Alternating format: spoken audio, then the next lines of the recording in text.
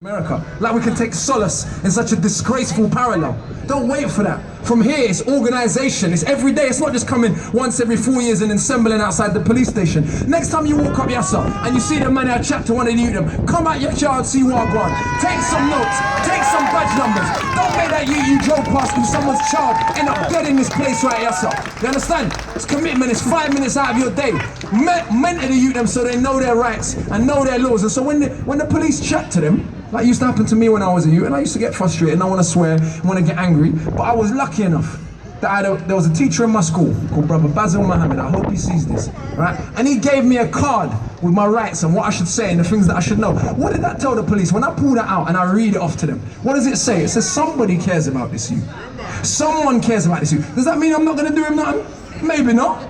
But you know what? Someone cares about this youth. So let me take time. You understand? So let's recognize that it's not just about today. Let's recognize the context and let's recognize, unfortunately, brothers and sisters, unfortunately, I don't think things are going to get much better over the next 5 years. We got a strong battle on our hands, and I'm not saying it's just the current government that's in evil, by the way. I'm not romantic about the system overall, but let's organize on a day-to-day basis. Let's prepare, but most of all, let's understand the context in which this is happening. So then we can see globally the connection between what's going on between the people that are coming across the ocean, that look just like many of us, that apparently are swarms and cockroaches and pigs. You think people who can view Africans from Africa that way are going to view black people that live right next door to them lovely? I don't think so.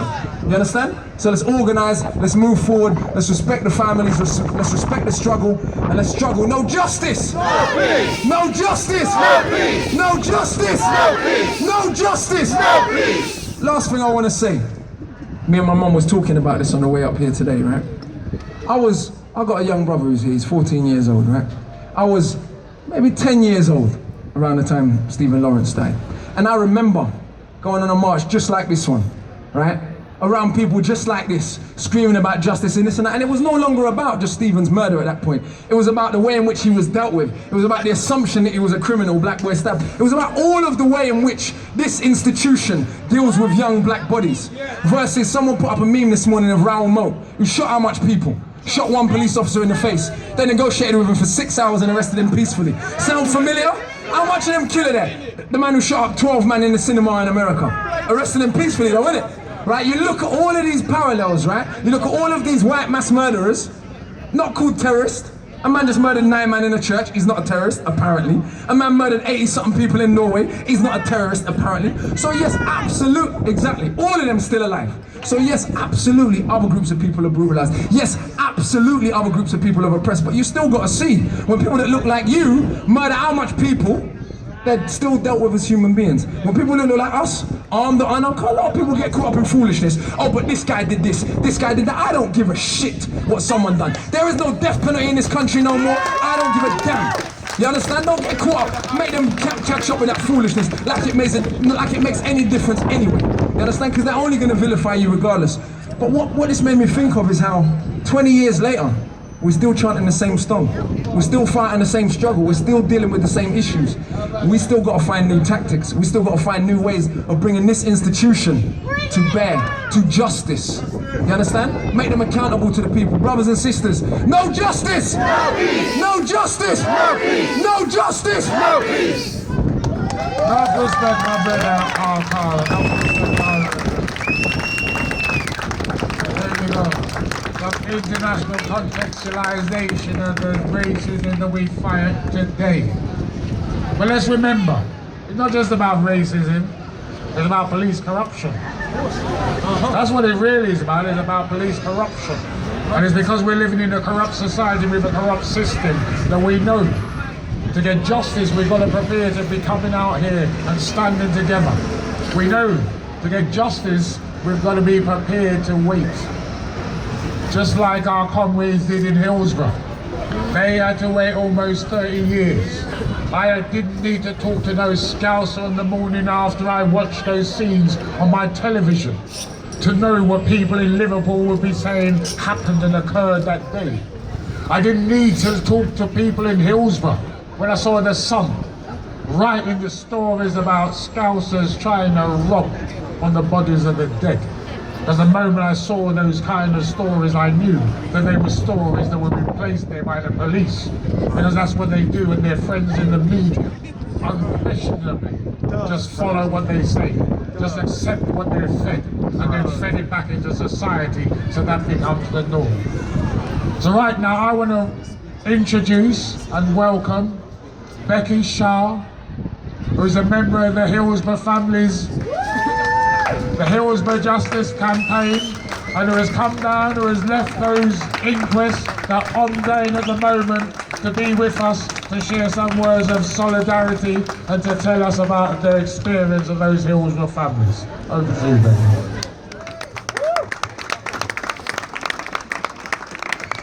No justice! No peace! No justice! No peace! No justice! No peace! I'm here today to show my support and solidarity with all my brothers and sisters, the families that have been affected by having their loved ones killed by the police.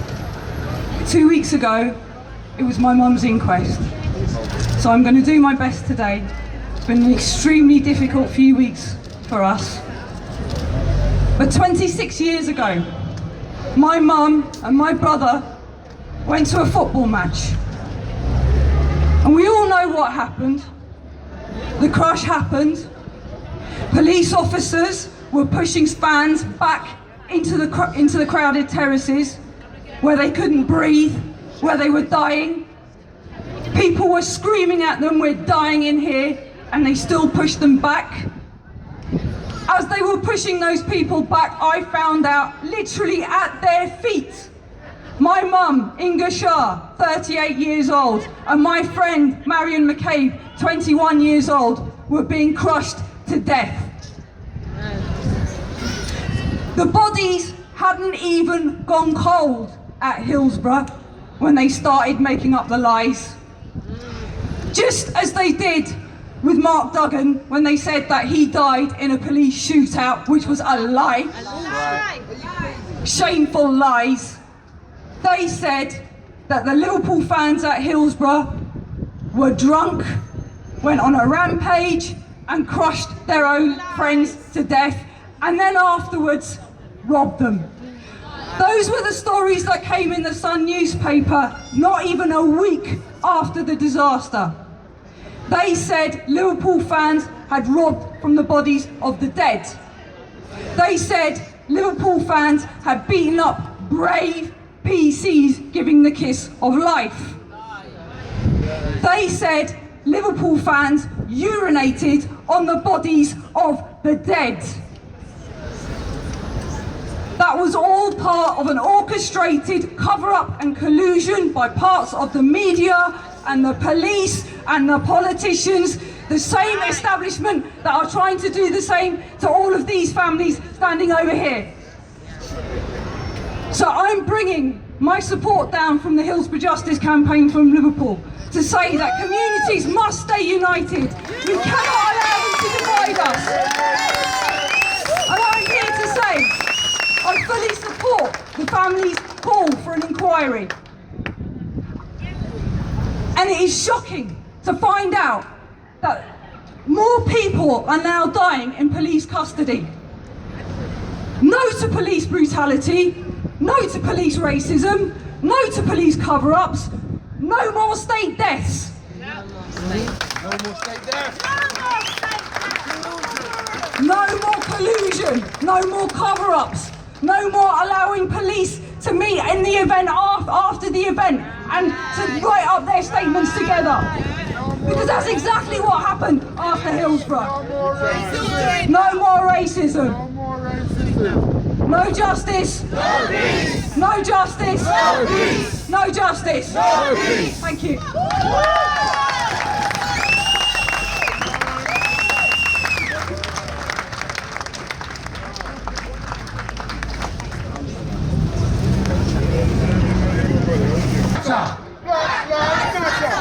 Black lives matter! Black lives matter! Black lives matter! And black lives are not just a hashtag or something abstract. It's our real, it's our everyday, it's what we are, it's what we do, we are. And we can't change. There isn't no social mobility that changes us from being black. We're always going to be black. So what we've got to change is the system that doesn't recognize, respect, or value us. What we've got to change is this notion that somehow we're living in a post-racial Britain, where everything is hunky-dory. And so those of us who come from this community, that is not our story. Today we're launching what we call National Injustice Day. We're going to stop coming here on the 4th of every month, of every year. We're going to do it at the first weekend after the 4th of every August.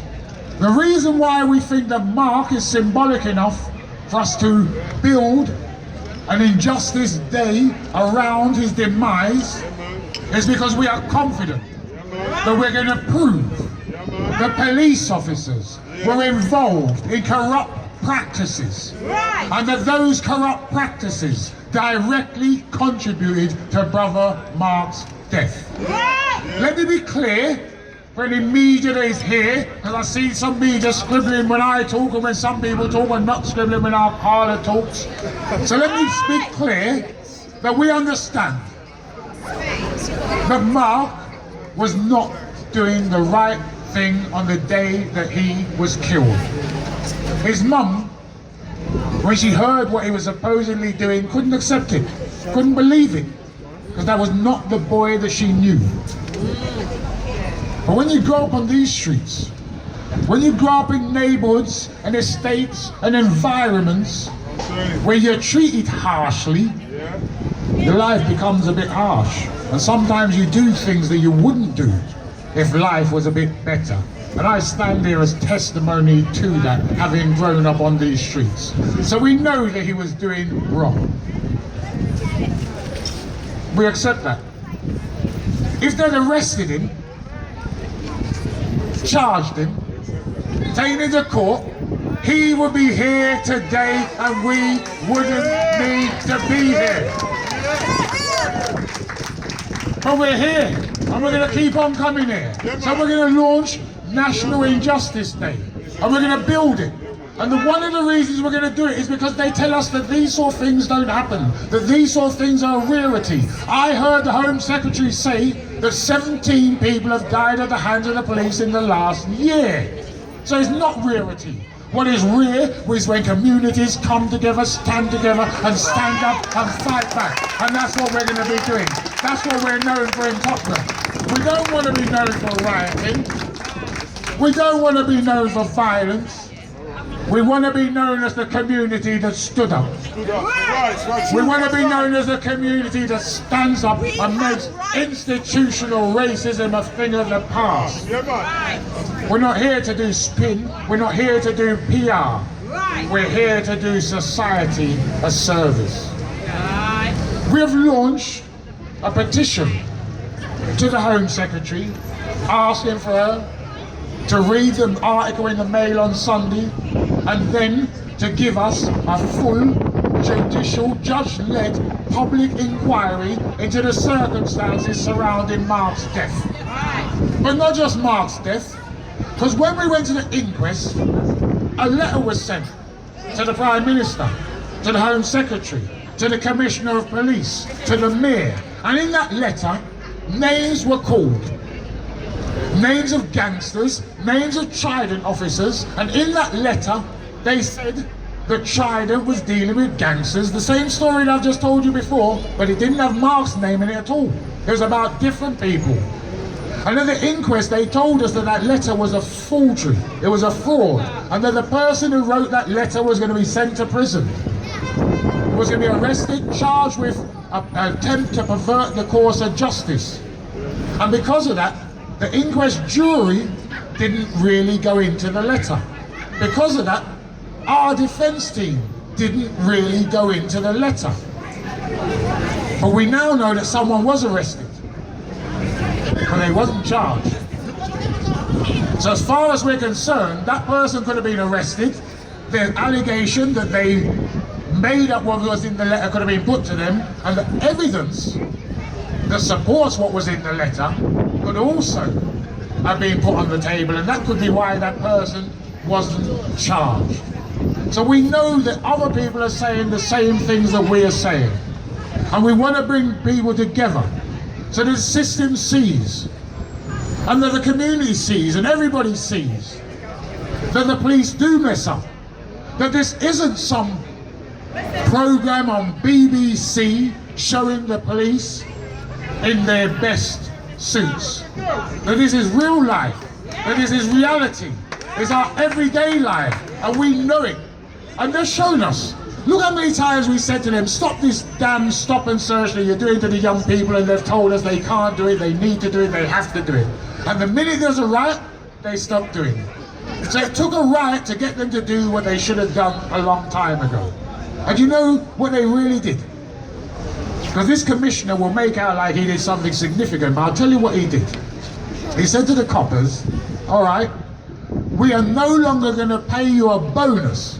It's no longer performance management about stop and search. You don't get a bonus for stop and search anymore. So stop stopping and searching the young black kids. And that's why they stopped. So they could have done this years ago. They shouldn't have taken a riot. They use these kind of tools, they use these kind of actions as a blunt weapon to beat our community over the head with on a daily basis. And we're going to stand up and we're going to say no more of these behaviours, no more of these actions. Now I've got a lot of people here who should be talking, who are shy to talk, but somewhere in this crowd, here she is a young woman called Shania, who's now looking really scared. Hello, Shania. This is Mark Duggan's daughter. And this is Kalia. This is another one of Mark Duggan's daughters. Beautiful daughters. And here's Mark's nephew. And they just want to say a quick little word on behalf of the family. So I'm going to hand over to Shania. There's another one. They can all introduce themselves. I spoke to my Aunt Carol today, and she apologises for not being here, but she says she has not given up. The fight must continue. No justice? No peace! I'd like to say a poem that I made up. He went away without farewell. He said goodbye to none. But heaven's gate was open wide, and a loving voice had come. Beside his grave we often stand, our hearts are tired and sore. But through the gloom there comes the words, not dead, just gone before. R.I.P. Daddy.